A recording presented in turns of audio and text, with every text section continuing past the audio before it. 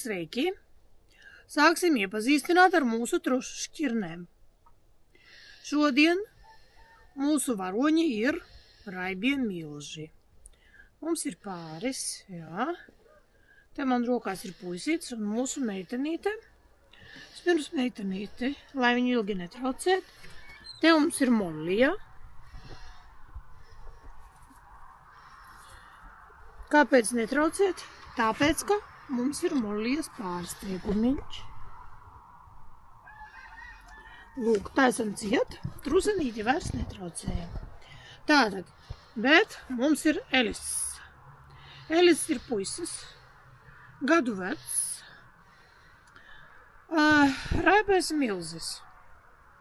Ar raibajiem milžiem ir tā, šī pieder pie lielajām šķirnēm, un kā es lasīju, 60 kg. 10 kg viņā nav, bet savi 6 viņā noteikti ir. Ja? Tā ka, kas ir interesanti ar šo te šķirni? Būtiski ir tas, ka viņam ir jābūt ļoti pareizam krāsojumam, ko nevienmēr ir iespējams dabūt, jo, padomājiet paši, ja? Pirmkārt, face kontrole, ja? Face kontrole, kā mēs redzam? Kā mēs redzam, Elis?